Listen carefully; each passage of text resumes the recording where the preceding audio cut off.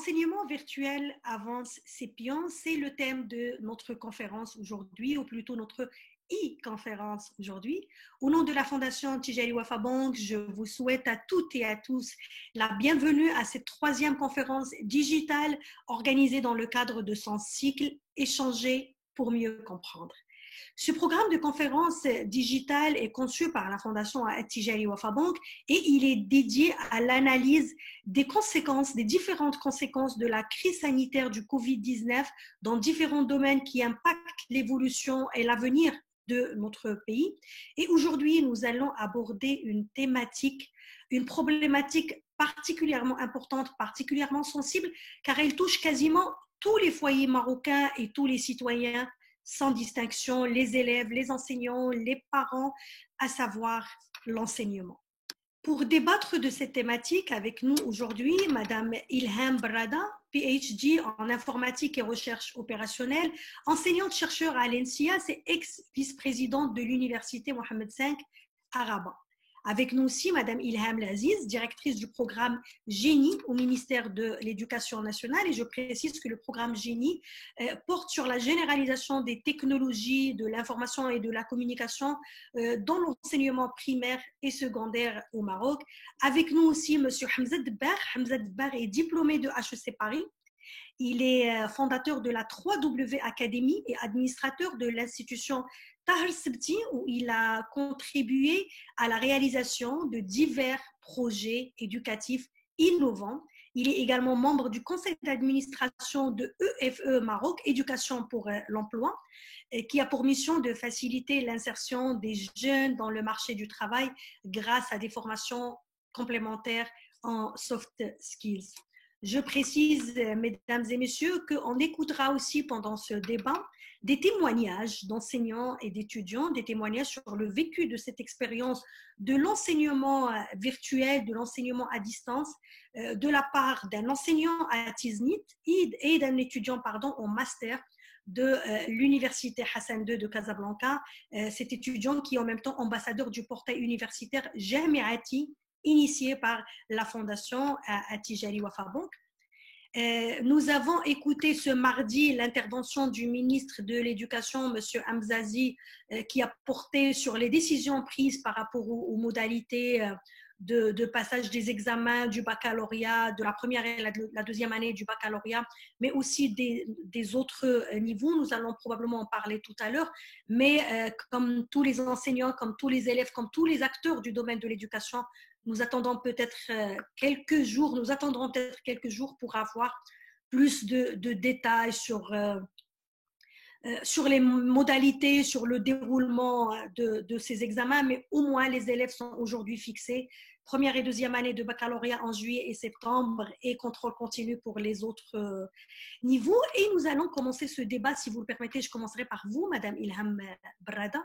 Quand on préparait cette conférence, vous m'avez expliqué que l'enseignement virtuel, et notamment à l'université, n'est pas une réalité nouvelle. Ça n'a pas commencé avec la crise sanitaire du Covid-19.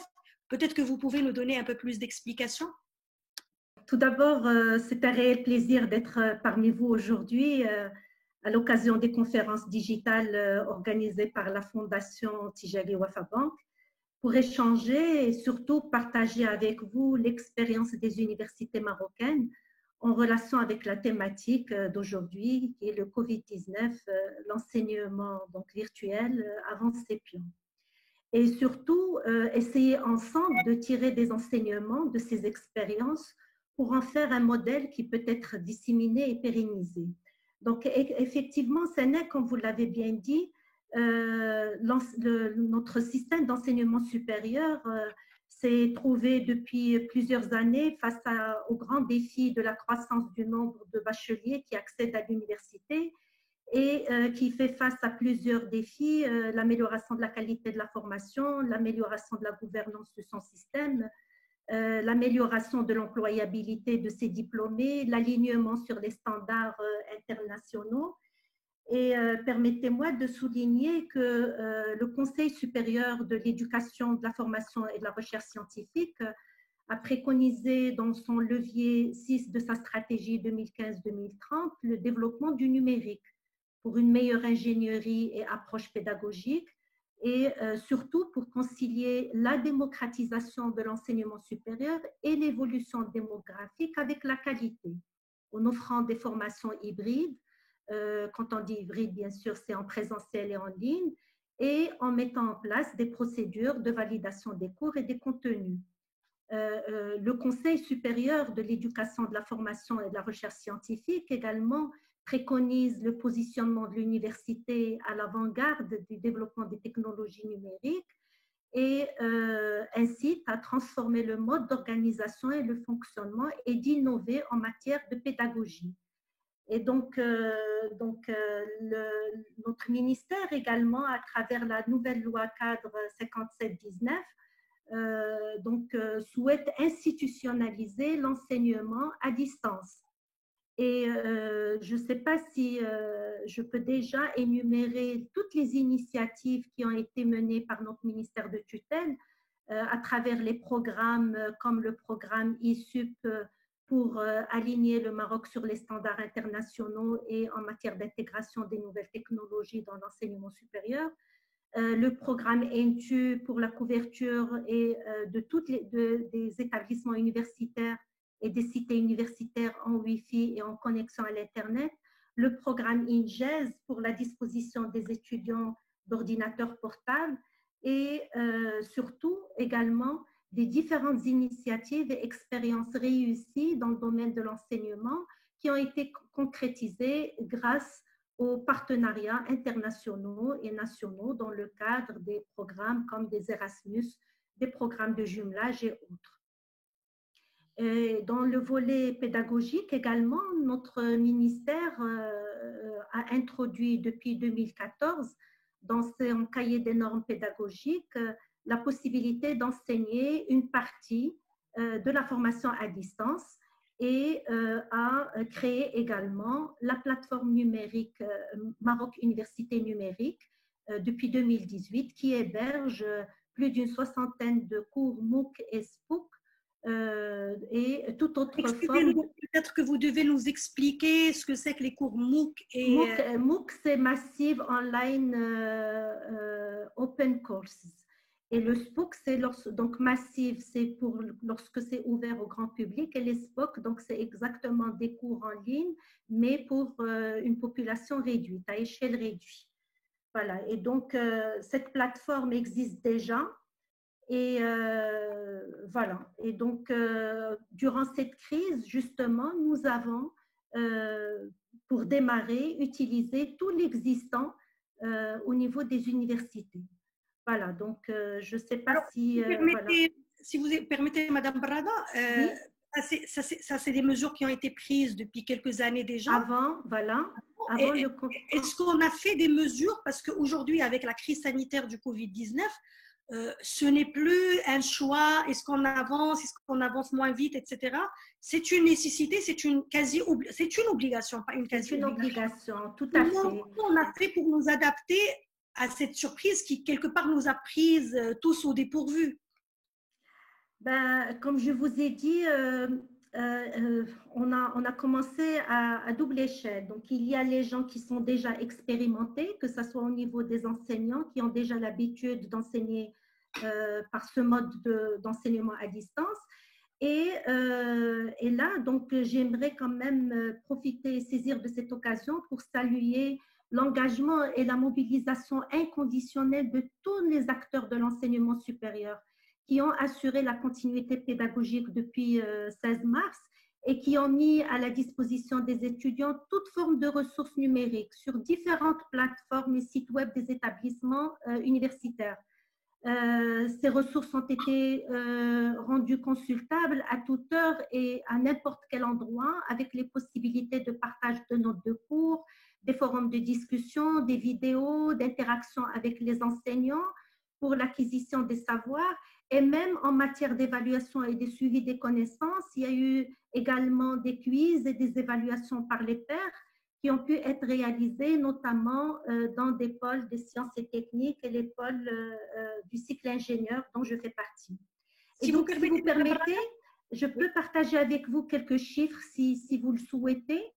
que je viens d'avoir dans notre ministère de tutelle en date du 3 mai, qui représente quand même un nombre très important de ressources numériques qui avoisine plus de 110 660 ressources mises en ligne durant la période du confinement, au profit de plus de 946 600 étudiants de divers niveaux de diplomation et de divers champs de disciplinaires, des 151 établissements universitaires qui relèvent des universités publiques, les 12 universités publiques.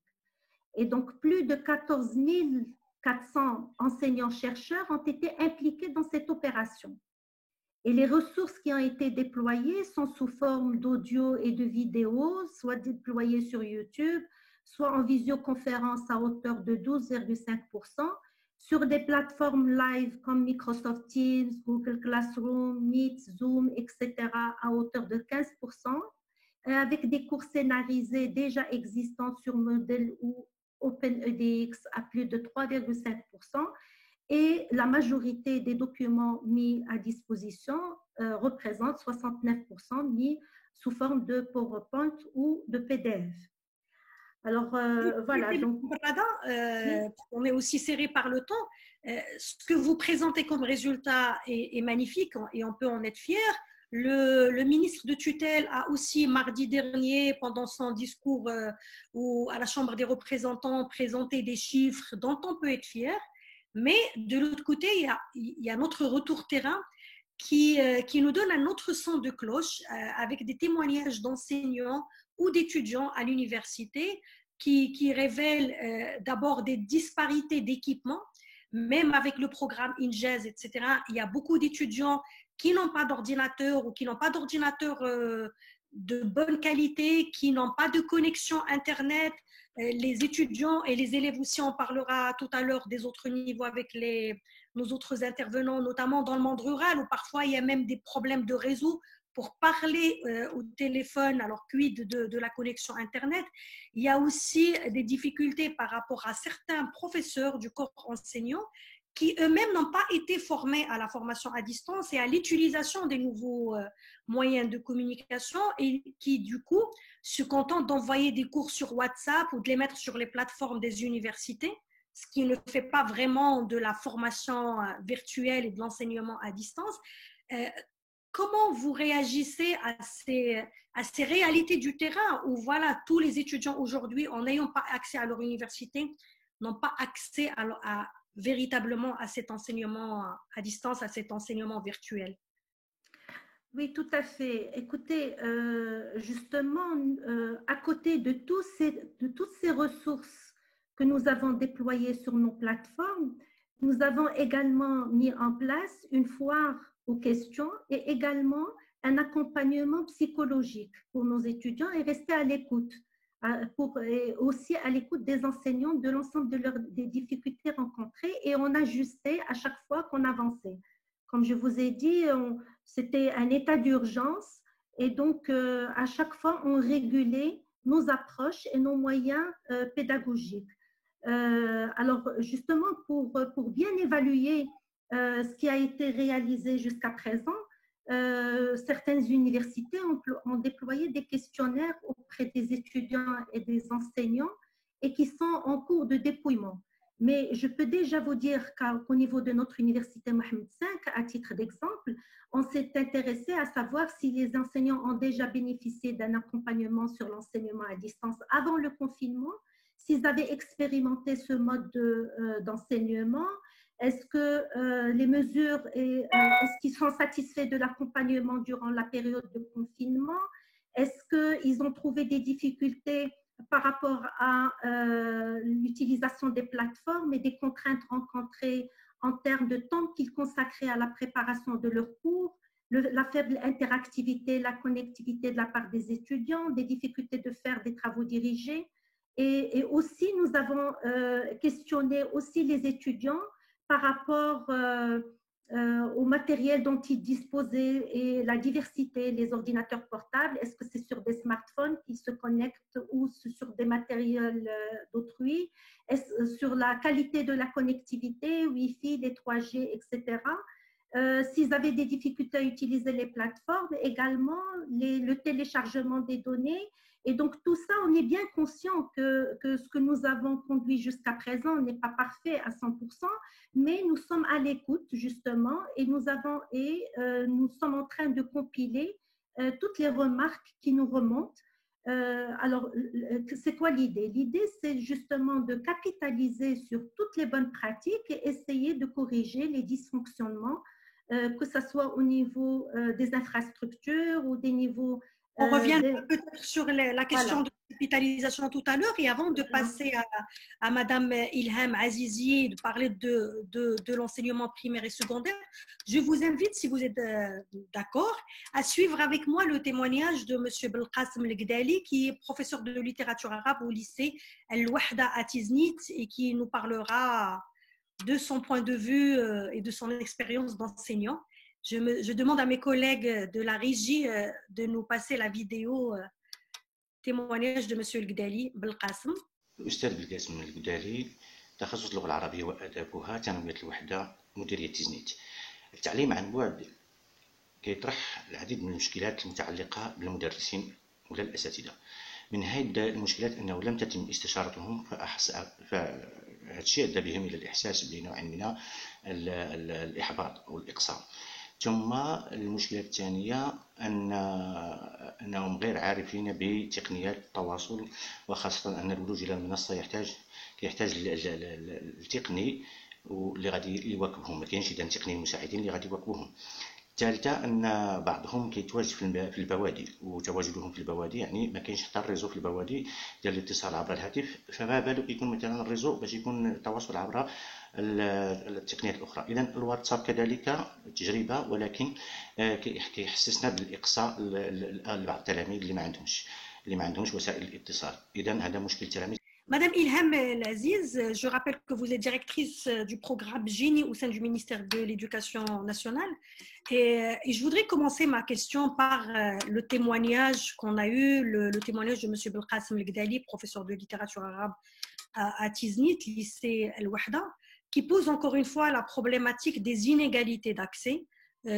Tous les élèves n'ont pas de téléphone, de smartphone, tous les élèves n'ont pas d'ordinateur, même avec la question de cours qu'on passe à la télévision, on peut imaginer certaines difficultés exprimées par des parents, des pères et des mères de famille. Quand on a 2-3 enfants dans une famille et qu'il y a un seul poste de télévision à la maison, ou un seul téléphone connecté, ou un seul ordinateur connecté, donc il y a toutes ces problématiques d'équipement. Il y a d'autres problématiques liées, comme on l'a vu pour les universités, on le voit aussi pour les niveaux d'éducation primaire et secondaire, avec la capacité des enseignants eux-mêmes à utiliser les nouvelles technologies. Et il y a par exemple des élèves dans le milieu rural qui m'ont dit recevoir des cours sur WhatsApp écrits à la main par leurs professeurs, et donc ils sont aussi parfois dans l'incapacité on en est vraiment à ce niveau-là de déchiffrer l'écriture d'un professeur. Donc, oui, il y a des efforts faits, mais il y a aussi toutes ces difficultés liées aux inégalités d'équipement, aux inégalités d'accès, d'un côté, et de l'autre côté, la formation des enseignants eux-mêmes à une véritable formation à distance. Quelque part, l'enseignement virtuel, ce n'est pas seulement envoyer un cours sur WhatsApp ou diffuser une émission d'enseignement à la télé. Madame Ilham El-Aziz, à vous la parole. Oui, alors plusieurs questions en une seule fois. D'abord, je voudrais vous rappeler, comme vous l'avez dit, que le programme Génie, qui est la généralisation des technologies de l'information et de la communication dans l'enseignement, a démarré en 2005.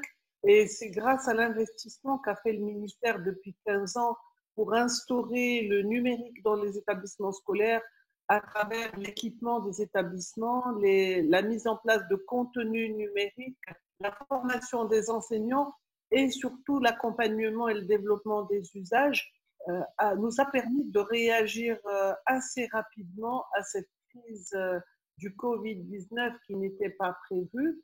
Et si la plateforme Tilmitis existe depuis 2015 et comprenait le cours, parce que c'est une plateforme de soutien scolaire qui a été conçue pour soutenir les enfants et les élèves pour réviser leurs cours, a été très vite transformée avec beaucoup d'agilité à une plateforme qui puisse supporter aujourd'hui 6000 cours. J'entends bien le souci que vivent nos concitoyens par rapport à l'accessibilité à l'équipement et aussi au fait que l'offre à travers les télévisions scolaires, je rappelle que le ministère offre à travers la télévision scolaire depuis les années 80. Ça veut dire que nous avons 40 ans d'expérience derrière nous en matière d'offres à travers la télévision et le partenaire SNRT. Je rappelle qu'à travers Thaqafia, Tamazight et l'Ayoun, tous les niveaux sont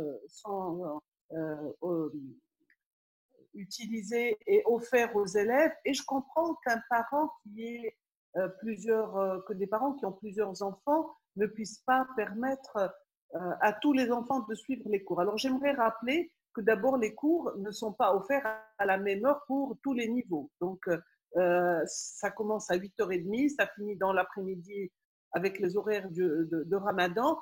Et donc il y a une possibilité d'alterner cette révision et aussi cette accessibilité aux cours. Certainement que il pourrait y avoir des interférences, mais je rappelle que le week-end, la télévision offre des révisions. Le samedi, dimanche, il y a une répétition des cours et donc une possibilité de revoir ce qui n'a pas été vu. Dire que nous avons des difficultés, c'est une réalité. Mais est-ce que pour autant, parce qu'il y a ces difficultés d'accès, il y a ces difficultés socio-économiques d'équipement, il fallait dire, eh ben, tout le monde n'aura pas, ne faisons rien. Eh ben, au contraire, le ministère a fait ce qu'il avait à faire. Et aujourd'hui, plusieurs partenaires, aussi bien institutionnels que dans le privé, se mobilisent pour équiper les élèves qui ont besoin d'équipement. Et c'est quelque chose sur laquelle il va falloir travailler à l'avenir. Comme l'a dit ma collègue Madame Brada, au niveau de l'enseignement supérieur, il y a eu l'offre d'équipement aux étudiants, mais il se trouve qu'à l'enseignement supérieur, aujourd'hui, ils sont à peu près à 1 million d'élèves. Nous sommes à 8 millions d'élèves. Ce n'est pas les mêmes proportions. Et c'est des choses sur lesquelles il va falloir réfléchir parce que cet enseignement à distance qui a été fort utile depuis le 16 mars est une nécessité aujourd'hui d'abord qui est inscrite dans la réforme 2015-2030 et si la formation à distance existe depuis les années 90 au ministère, j'aimerais rappeler que la première expérience faite par le ministère à la fin des années 90 a été d'installer via des équipements satellitaires de la formation pour les enseignants qui étaient très éloignés des centres de formation pour les accompagner tout le long de leur cursus. Et bien sûr, avec l'avènement d'Internet et l'avènement du programme Génie, nous avons pu mettre en place des formations en présentiel à l'usage du numérique depuis 2005.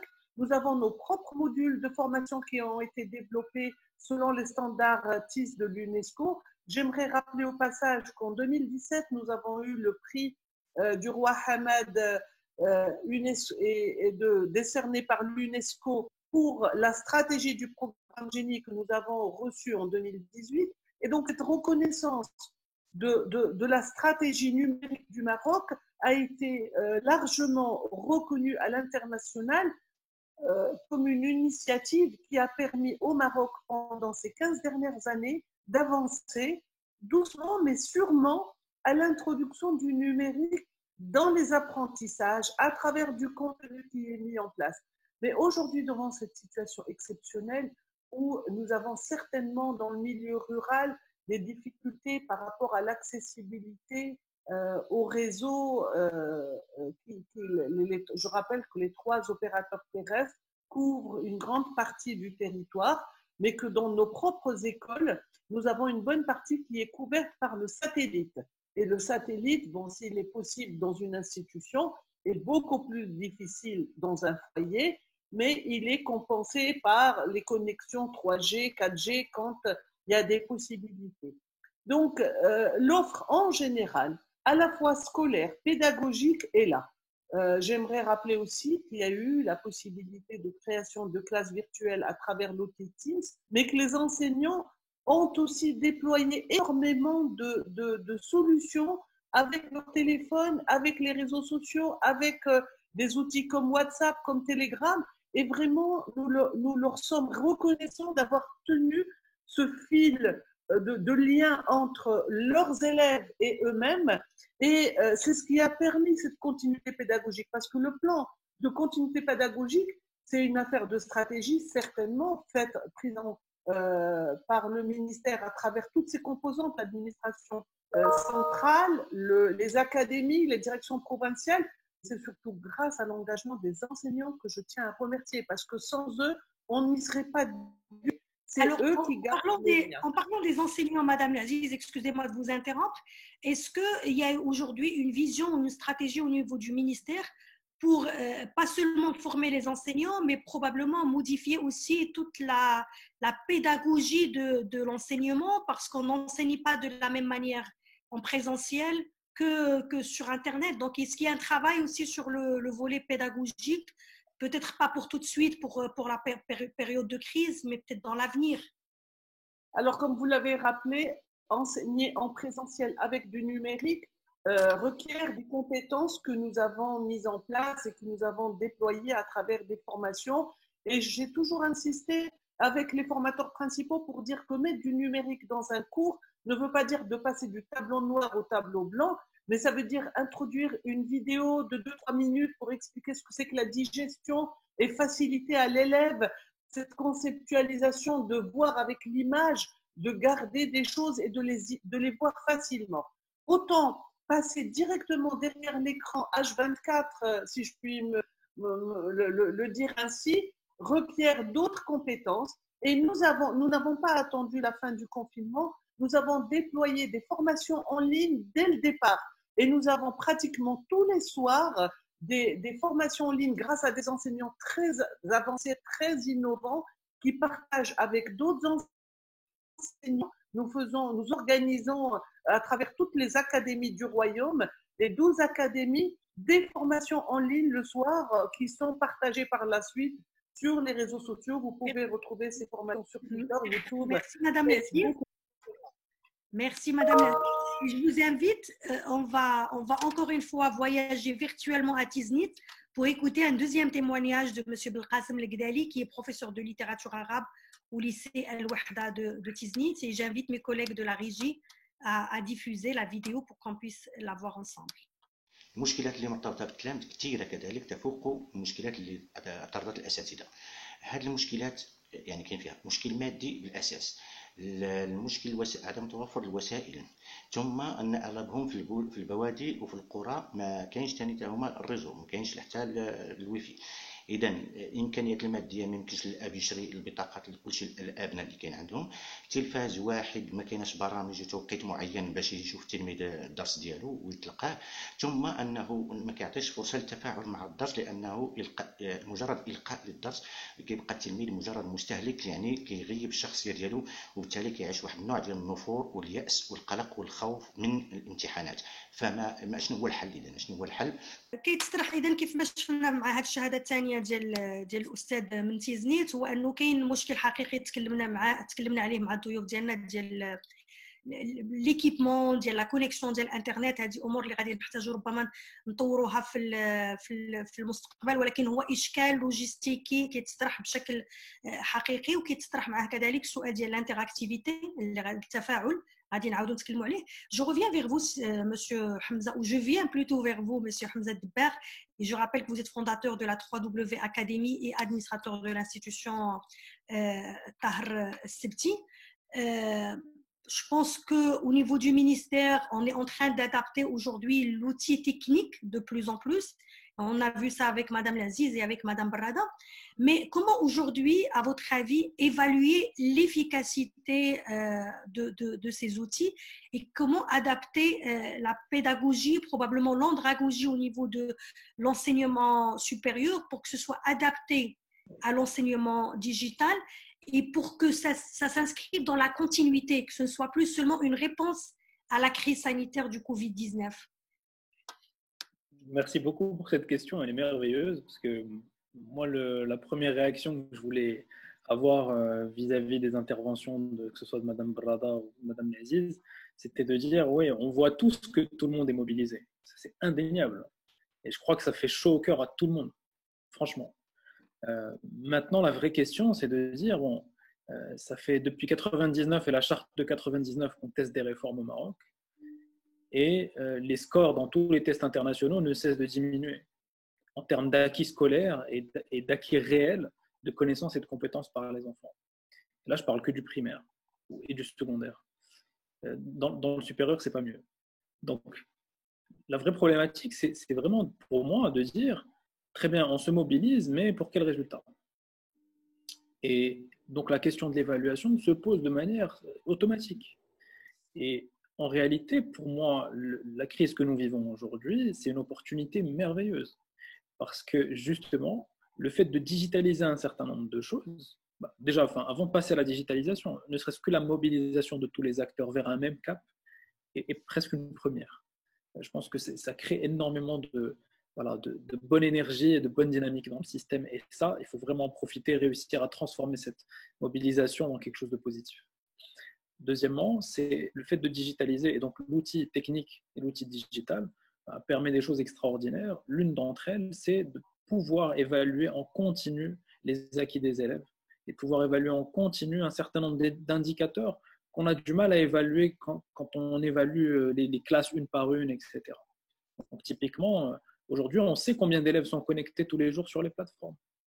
On sait combien sont allés, quel est le taux d'avancement d'un élève. En un clic, on peut avoir ce genre d'informations. On sait en faisant ne serait-ce que des questionnaires très faciles sur une plateforme comme Moodle, est-ce qu'à la fin d'une journée, sur une classe de 30, combien de pourcentage des élèves ont acquis la connaissance 1, 2, 3, 4, 5, 6, ou les items de compétences A, B, C, D. Et ça, c'est extraordinaire quand on est à la tête d'un système éducatif, ou à la tête d'une classe, ou à la tête d'un groupe d'apprenants, de pouvoir avoir ce genre d'indicateurs. Parce que c'est à travers ces indicateurs-là qu'on arrive à faire évoluer ou à faire progresser notre performance éducative. Ce qui ne se mesure pas ne peut pas être géré. On ne gère que ce qu'on mesure.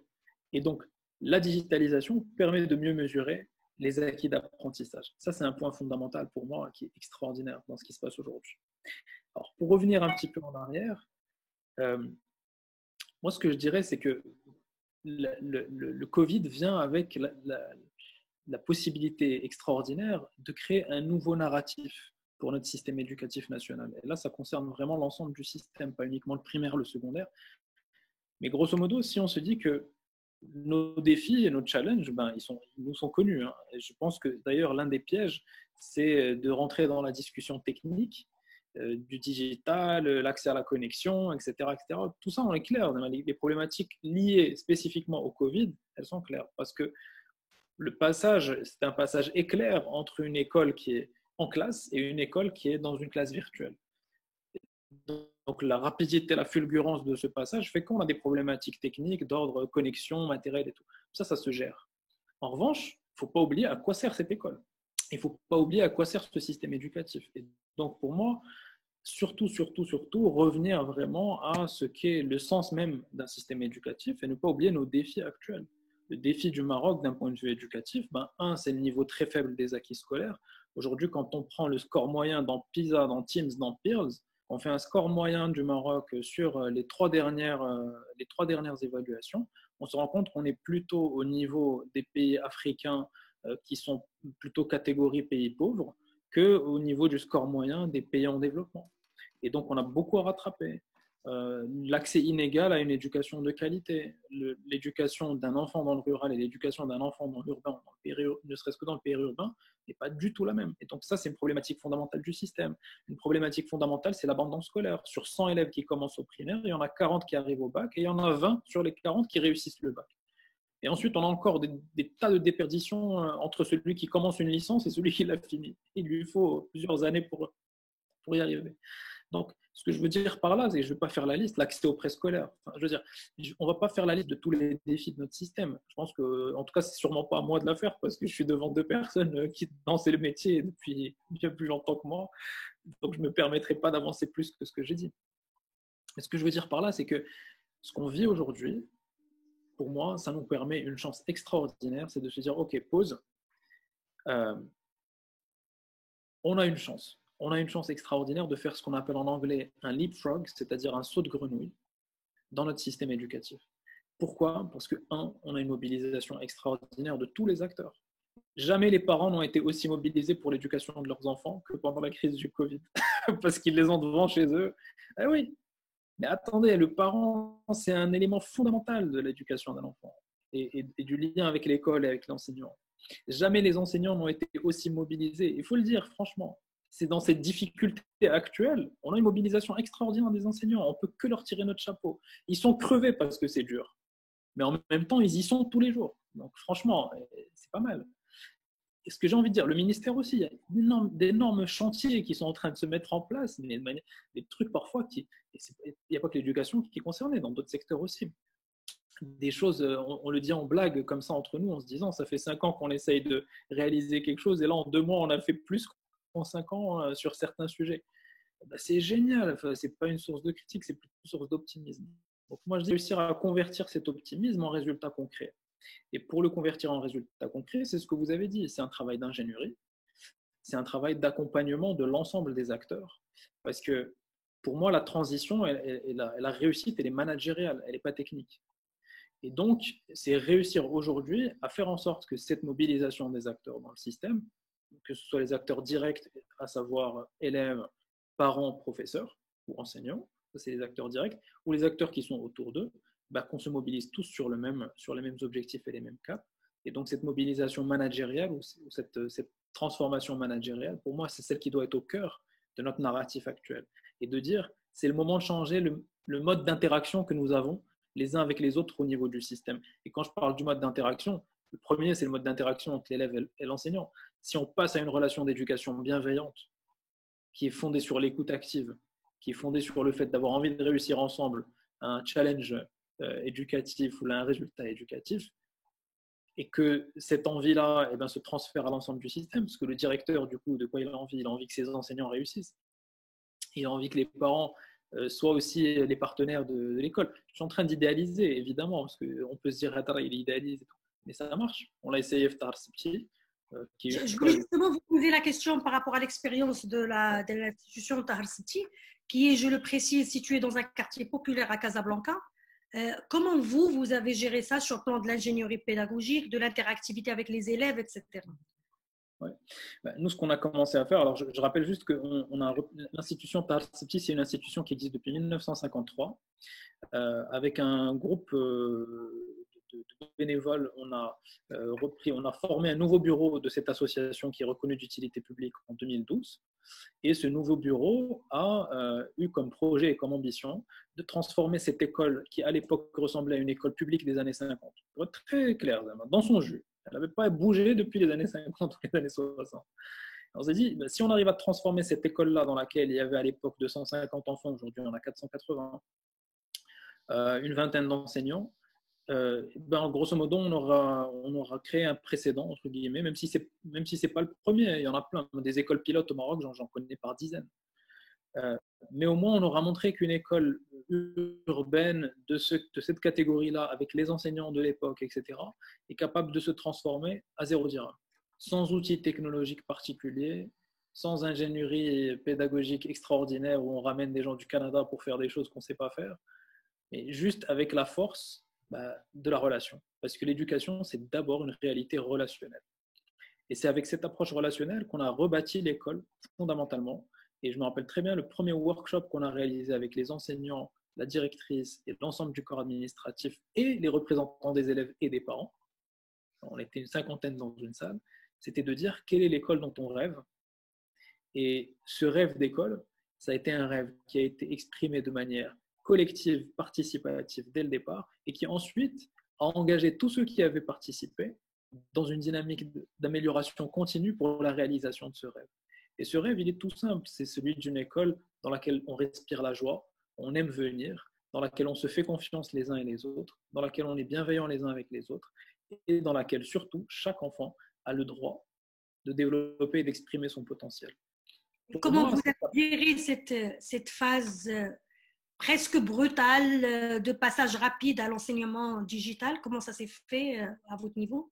De manière hyper automatique, c'est-à-dire que grosso modo, comme on est dans une école dans laquelle les objectifs sont très clairs et la relation entre les enfants, les parents et les enseignants et la direction est très très fluide, tout le monde s'est réuni au départ, a dit quels sont les problèmes que nous avons en face de nous. Il y a des parents qui n'avaient pas de téléphone, il y a eu des cotisations pour acheter des téléphones à des parents pour que les enfants puissent suivre.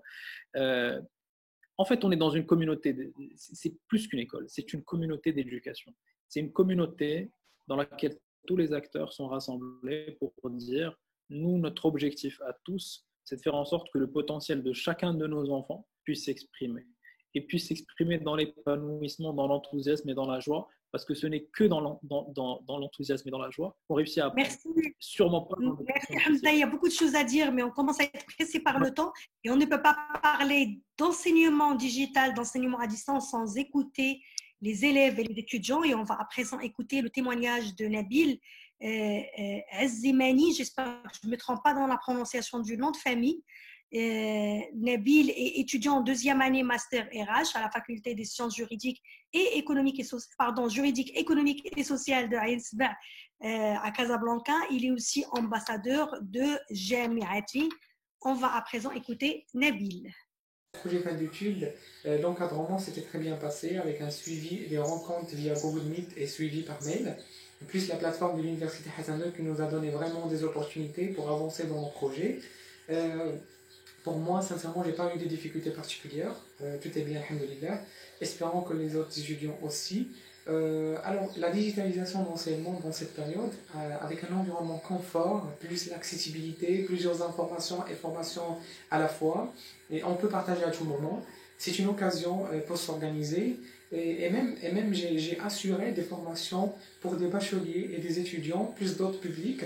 Et donc le partage, c'est la clé de la réussite, surtout durant cette période, plus de temps et plus de disponibilité avec un moins d'efforts. On va penser sûrement au futur à associer les cours présentiels et virtuels, puisqu'ils sont des solutions. Et vraiment, c'est une expérience qu'on va beaucoup apprendre sur la transformation 4.0 et l'utilisation de différentes technologies. Et donc, on peut dire à la fin que l'enseignement connecté ou digitalisé, c'est bien. Mais il ne va pas remplacer l'enseignement physique parce qu'il reste un moyen comme d'autres moyens qui facilite la tâche.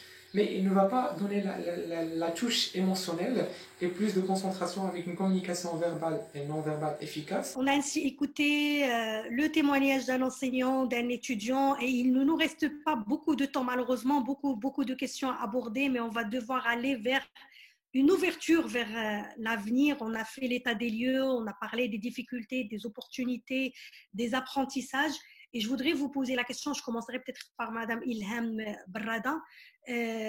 Vous l'avez dit tout à l'heure, on a besoin d'un mix entre l'enseignement en présentiel et l'enseignement digital. Le témoignage de Nabil nous représente aussi, ou parle aussi de ce besoin. Comment vous envisagez-vous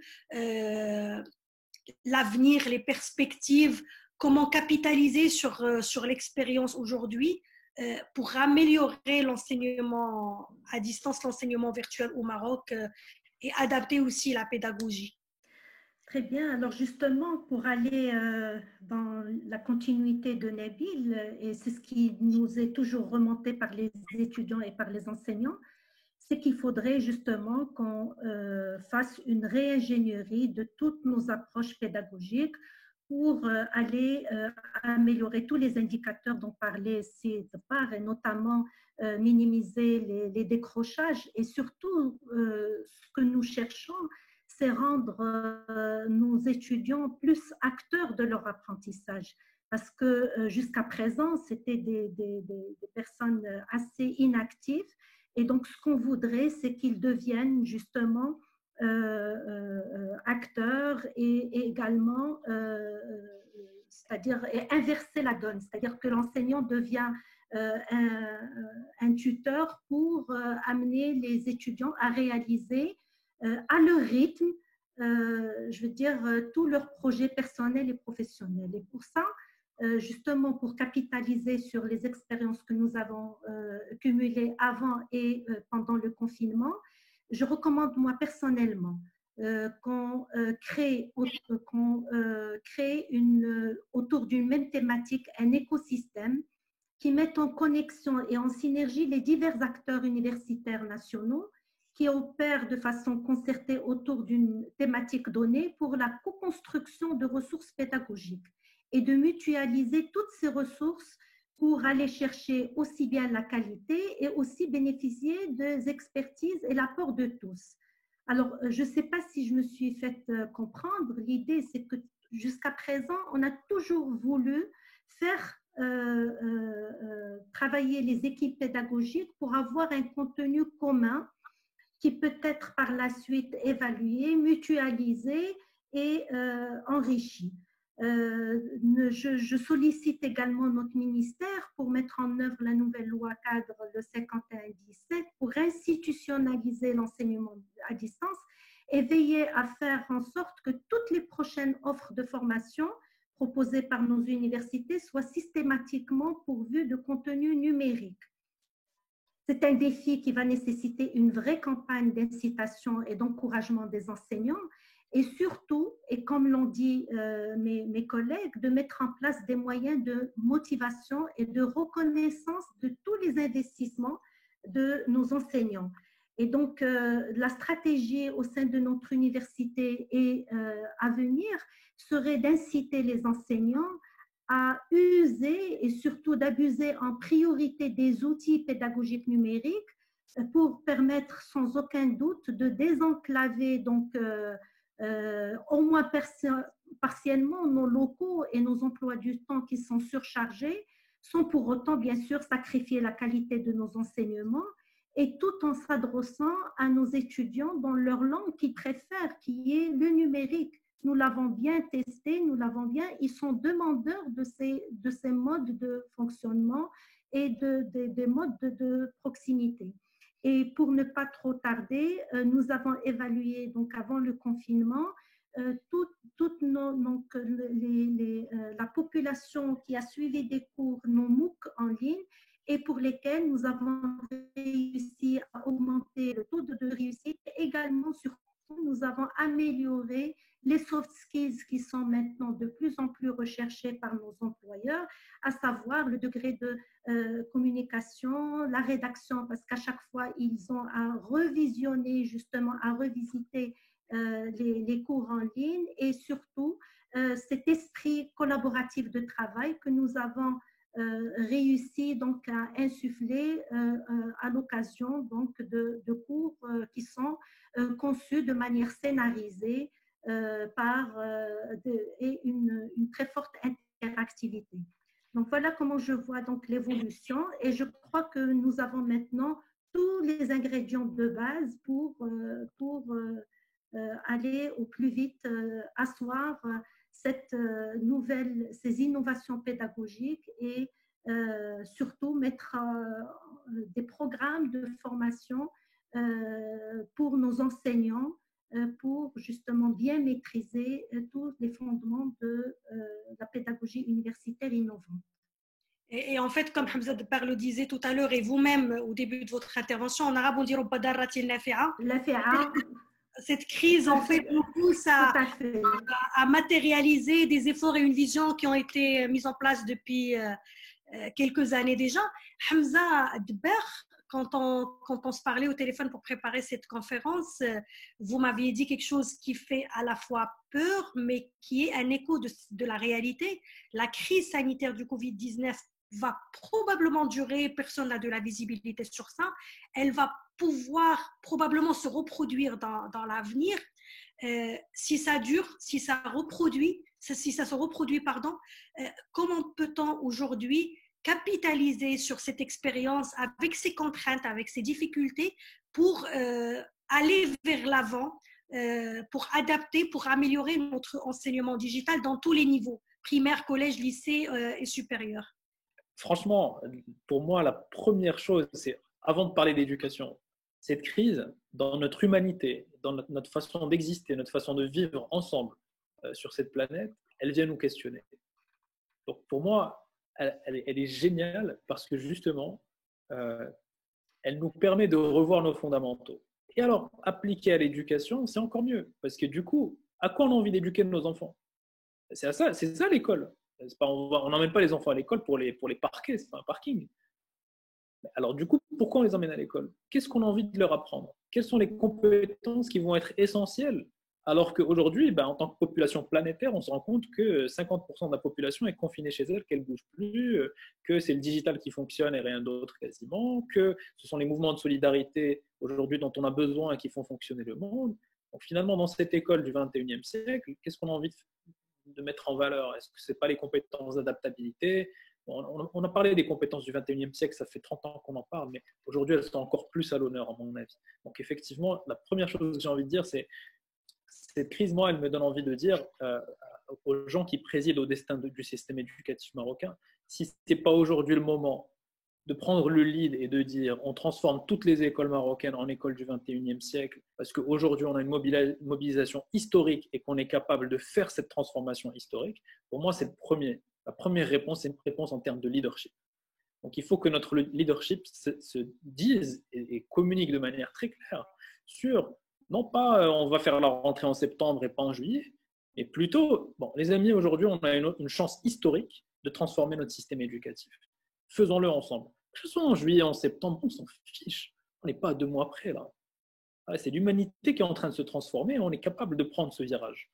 Et j'aimerais bien que le Maroc prenne ce virage. Ça, c'est le premier point. Pour moi, le deuxième point, c'est que la mobilisation, encore une fois, j'utilise beaucoup ce mot, mais l'engagement, la mobilisation, je ne parle pas que des gens sur le terrain, je parle aussi des opérateurs téléphoniques qui ont mis en place des lignes gratuites pour que les enfants puissent suivre leurs cours, etc. Je parle de ce genre de choses. Toute la société s'est mobilisée. Au niveau sanitaire, on a eu un fonds de plusieurs milliards de dirhams, dizaines de milliards de dirhams qui se sont quasiment, même pas en une semaine ou deux, mobilisés pour pouvoir apporter une solution.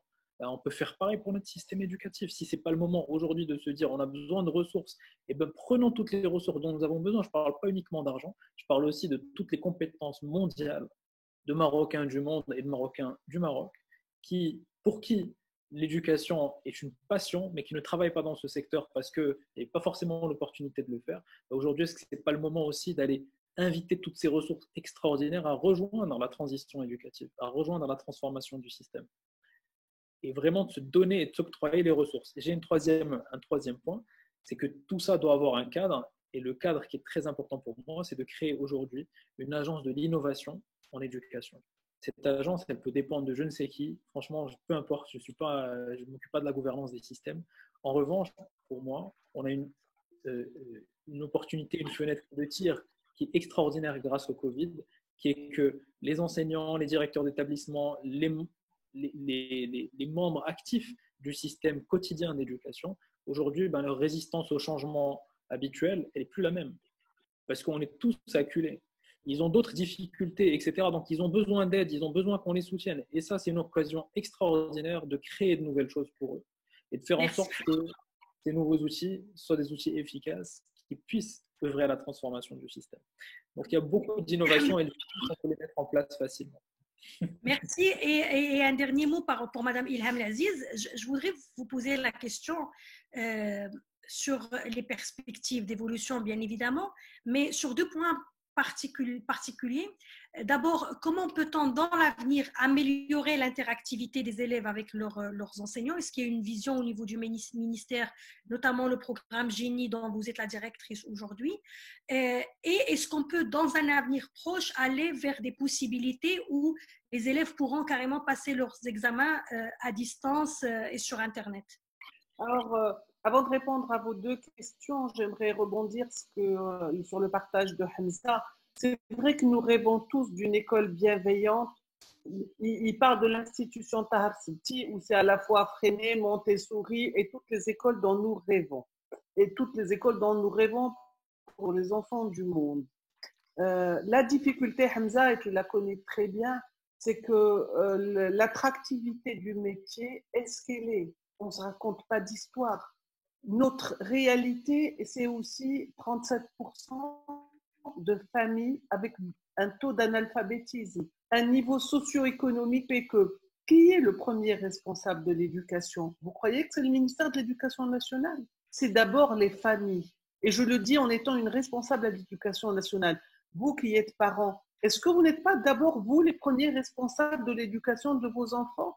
Avant de les envoyer à la crèche, au préscolaire, à l'école, c'est vous qui leur donnez les premiers mots, M-O-T-S, c'est vous qui les éduquez à être bienveillant, à être respectueux, à être dans. Et ça, c'est quelque chose qu'il va falloir se réapproprier, se dire que d'abord les familles sont responsables. Et celles qui sont en difficulté, accompagnons-les, parce que les familles dont le niveau socio-économique, dont le niveau d'alphabétisation est à améliorer, eh ben, il faut les accompagner. Et tu parlais des Marocains du monde et tu parlais d'un tas de possibilités d'intervention, Hamza. Si ça marche à Tahar Sebti aujourd'hui, parce que je te le mets en mille, je te dis, allez, tu t'occupes des 11 000 écoles, est-ce que tu penses que tu vas y arriver à redupliquer ce que tu fais à Tahar Sebti? Non, parce que, et tu le disais, c'est une communauté. Et aujourd'hui, la difficulté, c'est que l'éducation nationale qui comprend 8 millions d'élèves avec des gouvernances à différentes échelles, au niveau central, régional, provincial, c'est une grande machine où quand il faut être dans l'égalité des chances, quand il faut offrir la même chose à tout le monde, on est obligé de passer par des institutions et donc cette proximité qu'on peut vivre quand on est dans une petite communauté, elle est beaucoup plus difficile à acquérir. Et pour y arriver justement, il faut que ce lien qui est très proche, qui se fait par le biais des associations, qui se fait par le biais des bénévoles, puisse fonctionner en attendant que la société marocaine soit au même niveau d'éducation et au même niveau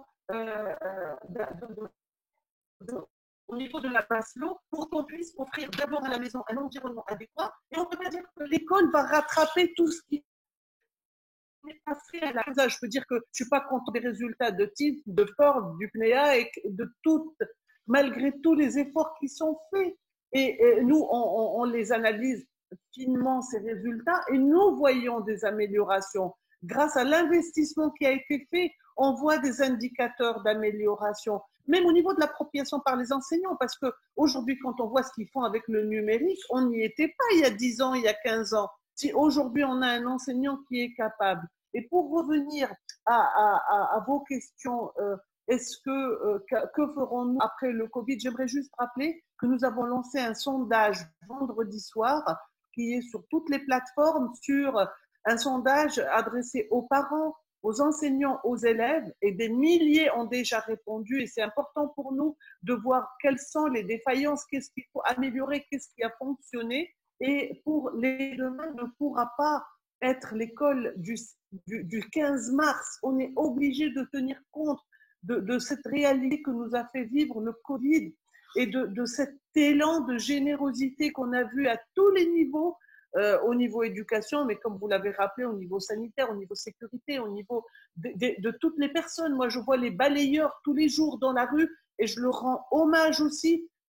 Cette mobilisation qui s'est faite dans notre pays, mais vraiment, tous les jours, je dis, Alhamdoulilah, on a réussi un miracle et nous sommes capables de ce miracle. Aujourd'hui, il faut réfléchir à l'après-école. Comment la reprise se fera sur le plan sanitaire, sur le plan scolaire, sur le plan accompagnement des élèves pour en présentiel, être avec eux et continuer aussi grâce à ce numérique. On ne va pas s'arrêter. On ne peut pas dire que les élèves vont revenir dans les classes et il n'y aura plus de numérique. Il faut continuer. Nous étions en train de le préparer, ce travail qui est aujourd'hui sur Microsoft Teams de classes virtuelles. Vous savez, si on a pu le mettre en place très rapidement, c'est parce qu'il était en cours de construction. Et nous continuerons dessus. Et l'évaluation dont tu as parlé, Hamza, et que vous avez aussi demandé lors de votre dernière question, on était en train de travailler aussi sur la mise en place d'abord de suivi. Un élève qui rentre sur une plateforme, son point de départ, quels sont ses acquis, mesurer pour voir quel est l'effet de ce numérique, de cet apprentissage, de cet auto-apprentissage, parce que, comme je vous le disais au début, c'était du soutien scolaire, la plateforme Tignitis, sur son niveau. Et aujourd'hui, la data, l'intelligence artificielle permet de mesurer. Et de là à passer de ces évaluations qui sont importantes pour nous à des examens en ligne, je ne suis pas du tout habilitée à en parler parce que nous avons un Centre national des évaluations et des examens avec énormément de mesures et de façons de faire. Faire une transformation, c'est la responsabilité d'abord politique, ensuite la responsabilité des personnes qui ont ces compétences. Nous, les compétences que nous avons, c'est d'offrir du numérique et d'évaluer l'impact du numérique. Ça, on sait le faire, on est en train de travailler dessus pour qu'à terme, la plateforme Tilmitis, qui était, je le rappelle, sur Moodle, qui permettait ce suivi, a été mis sur une plateforme agile pour pouvoir avoir plus de 35 000 personnes qui peuvent se connecter simultanément. On reviendra à une plateforme qui va comprendre cet ensemble de. Je voudrais terminer juste pour remercier encore, je ne le dirai jamais assez, le corps enseignant qui a été exemplaire, mais aussi tous les partenaires. Le 1337, dans les étudiants bénévoles, ont géré la hotline pour assurer les réponses aux familles. La cellule INSAT, l'université Mohamed VI Polytechnique Ben Grir qui travaille avec les élèves des classes prépa et qui a mis en place la plateforme prépa digitale, OCP Group, Attijari Wafa Bank qui nous invite aujourd'hui et tous les partenaires, la SNRT. J'aimerais n'oublier personne, mais j'en ai sûrement oublié. Je vous remercie tous et vous, madame, d'avoir animé brillamment cette visioconférence. Merci beaucoup. Merci à tous nos intervenants. Il est sûr qu'une question aussi sensible, aussi importante que l'éducation nationale et la transformation digitale de l'éducation au niveau supérieur, mais aussi au niveau du primaire et du secondaire, nécessite beaucoup plus qu'une conférence de 40 ou de 50 minutes. On a essayé d'aborder des thématiques, des points importants, mais il y a certainement d'autres points qu'on essaiera probablement d'aborder d'autres fois. Madame Brada, vous avez peut-être une intervention, mais rapidement, s'il vous plaît, puisqu'on a un peu dépassé le temps. Réactivez votre micro. Oui, alors justement, tout à l'heure, je ne savais pas si c'était la conclusion, donc je tiens également à vous remercier et aussi donc inviter les panélistes à lire donc notre livre blanc que nous sommes donc en tant qu'experts de la réforme de l'enseignement supérieur. Donc nous sommes 10 experts, nous sommes en train de rédiger justement un livre blanc qui est en train d'évaluer donc d'abord sur l'historique de l'enseignement numérique, la transition Covid-19 et quelles sont les recommandations de projection pour améliorer en s'inscrivant bien sûr dans une approche inclusive du numérique parce que justement on va pouvoir toucher également la population à besoins spécifiques. Et ça justement le Covid nous a bien ouvert les yeux sur cette population pour laquelle nous avons fourni des efforts, mais maintenant qui va se trouver, c'est-à-dire, je veux dire, approchée de manière équitable avec l'autre population. Donc, à très bientôt. Donc, je partagerai avec vous les résultats de ce livre blanc. Et peut-être que la fondation, les fondations Attijari Wafa Bank permettront aussi la diffusion de ce livre blanc quand il sera prêt. Comme Madame Ilham Aziz le disait tout à l'heure, et Monsieur Hamza Debbar aussi, on est en train aujourd'hui d'évaluer cette expérience au fur et à mesure et c'est le début peut-être d'une transformation importante d'un chantier qui est l'un des plus importants chantiers d'évolution de notre pays. On ne finira pas cette conférence sans remercier vivement tous les enseignants qui font un effort colossal et qui, quelque part, comme on dit, se sont lancés dans le bain en fournissant vraiment effort avec beaucoup d'engagement. Et à des horaires probablement qui dépassent les horaires avec lesquels ils sont habitués à travailler. Merci à vous tous, Madame Ilham Brada. Je rappelle que vous êtes PhD en informatique et recherche opérationnelle, enseignante-chercheur à l'ENSIAS et ex-vice-président de l'Université Mohamed V à Rabat. Merci à Hamza Debbar, fondateur de la 3W Academy et administrateur de la fondation de l'institution Tahar City. Et à Madame Ilham Aziz, directrice du programme Génie au sein du ministère de l'Éducation nationale. Merci aux collègues de la Fondation Attijari Wafa Bank qui ont rendu ce débat possible et aussi merci à eux pour tous les efforts d'organisation, de préparation et de gestion technique de ce débat. Nous allons nous quitter sur une note artistique en vous dévoilant 3 dessins du challenge artistique Ibda' min Darak, un challenge artistique initié par la Fondation Attijari Wafa Bank au profit des élèves bénéficiaires de son programme éducatif Académie des Arts. Ces jeunes racontent leur vécu du confinement avec beaucoup de créativité et de recherche. Merci encore à vous tous et toutes, et merci au public qui suivra notre conférence sur Internet. Le premier dessin est de Chouaib Choukairi. Cet étudiant des Beaux-Arts de Casablanca a opté pour un détournement positif d'œuvres d'art sur masque, avec ici le détail d'un célèbre tableau de Mondrian. Le deuxième dessin a été réalisé par Doua Alami. Cet élève du collège de 2 mars ne manque pas d'humour pour décrire la distanciation sociale en milieu urbain.